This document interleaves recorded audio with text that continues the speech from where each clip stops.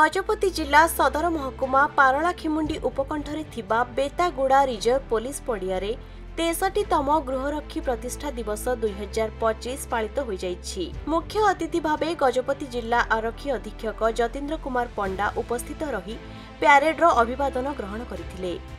प्रत्येक वर्ष सारा भारत वर्ष में डिसेम्बर 6 तारिख को गृहरक्षी दिवस भाव में पालन करा जाए। गृहरक्षी माने समाजर दुर्बल श्रेणी लोक माननकु सुरक्षा जोगाई देबा सह सांप्रदायिक सद्भाव रक्षा दिगरे गुरुत्वपूर्ण भूमिका ग्रहण करिथांती।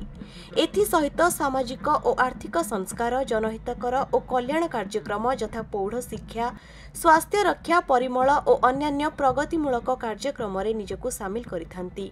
एही अवसर में भारतर महामहिम राष्ट्रपति, राज्यपाल, मुख्यमंत्री, केन्द्र गृहमंत्री, होमगार्ड और अग्निशम विभागर डीजी वार्ता पठन करा जायथिला एवं उत्तम कार्य करिथिबारु श्रेष्ठ गृहरक्षी मानकु आर्थिक प्रोत्साहन राशि और मानपत्र प्रदान करा जायथिला। गृहरक्षी बाहिनी पुलिस विभाग गोटे अविच्छेद्य अंग भली आमको साहाय्य करुछन्ते। सेमाने आईन श्रृंखला रक्षा हो, ट्रैफिक नियंत्रण हो बा जो केतले बात्या होउछि, बन्या होउछि, सबु परिस्थिति रे सेमाने पुलिस सहित कांध को कांध मिलैकरी सहयोग करुछन्ते।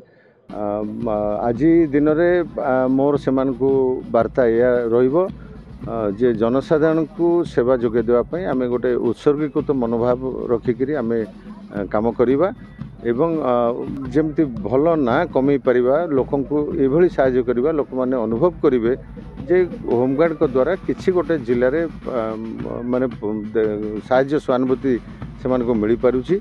से भली अपराध नियंत्रण करवा, अपराध को डिटेक्ट करवा ए दिगरे मध्य से माने पुलिस को सहयोग करि आसुछन्ति।